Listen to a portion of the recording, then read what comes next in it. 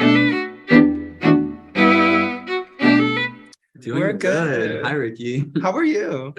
I'm doing pretty good. Excited to talk to you all today. Just got done watching the first four episodes a little while ago, so I'm excited. Ooh, What'd you I love. think? get, I'm really enjoying it. I'm really loving the characters and loving to attaching myself to each of you and being able to understand. I feel like whenever you watch something like this, it takes a minute or two for us to. I'm sure for you guys, which is my first question.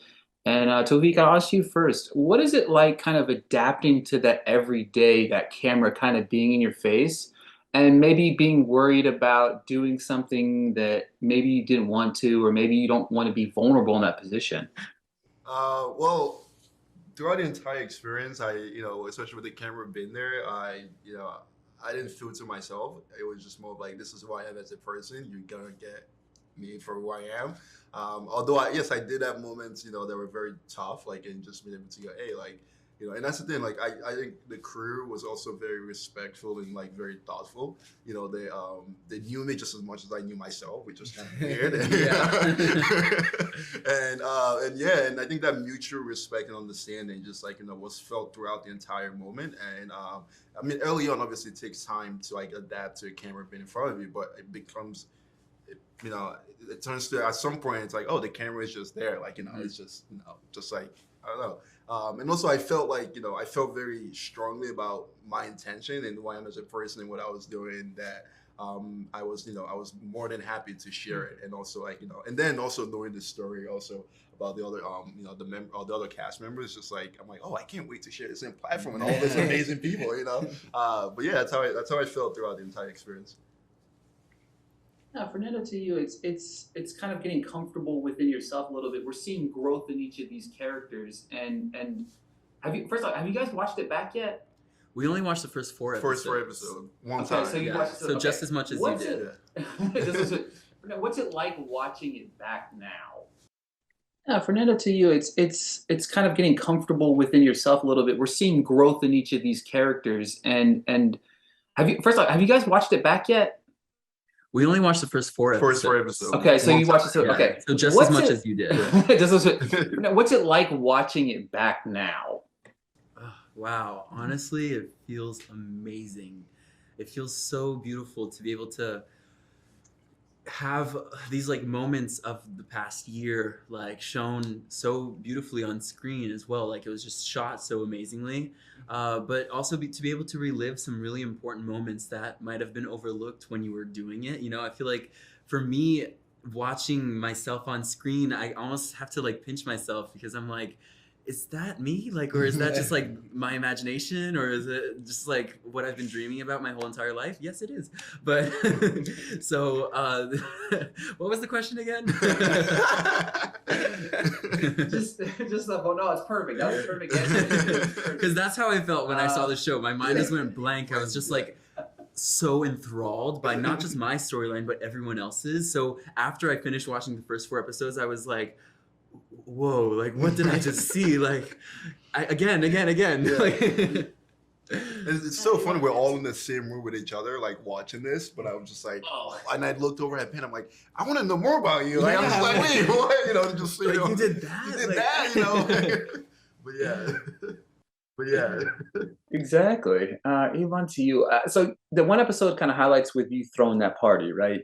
And running around like party. you're going crazy, and it's just like for me, I was like, all right, please, people show up. Please, people show up. Yeah. What's we kind of seen a little bit of it, but what's your like mind frame in that process leading up to throwing one of these? It's very stressful, if I can be honest. I think like I have a team behind me. Our collective is called Nosferatu. So it's me and about six other members. So it's obviously not just me doing everything. But we kind of have different individual jobs. My personal job is to literally run around the venue as you saw and make sure that like door is fine, the bar is fine, my friends are fine. But it definitely always starts just like with the little group chat. Me and my friends are like, who should perform? What should the theme be? And then from there, it's like just a bunch of us like sending ideas until it all comes into one big party. And as you saw, it was one major party. I think about we had like 1,000+ people show up all the way to Queens. Oh my god. Earth Eater performed. The venue was maybe, I think it was like $5,000+ that we had to make back. It was very intense, but it was amazing. Worth it in the end. So worth it. So worth it. Taofeek, that brings me to you. You run these shows, right? You know what I mean? And you're getting ready to witness some of your own creative work go on today. What's that process like leading up to that moment and making sure that you dot all your I's and cross your T's and everybody's wearing everything they need to perfection? What's that process like for you? Well, for me, the show starts like months before because it's like I've already walked through the show in my head over and over and over again. But pretty much like, you know, the casting, like, you know, a couple of days before the show, and then the day of the show, having to just be in charge of like 100+ people like backstage, including the models, was, you know, it was one of those things where I would never think I have it in me, but then I get tossed in it. And I don't know. It's like a blank. It just happens. Like you just go into it. Yeah, you just work mode and just like, you know, you just bang it out. And I felt like, you know, it was great because like everyone came up to me. I had an answer for every question because like I said, I walked over this in my head over and over and over again. And I didn't really get to see the show, so I was only in the back. Like the screen was so far away, but I could just like, you know, just hearing the audience's reaction. And then a couple days later, they sent me the clips from the show, and I'm just like, oh my god, like what just happened? You know, I was sitting in the audience for that show, and I was gagged.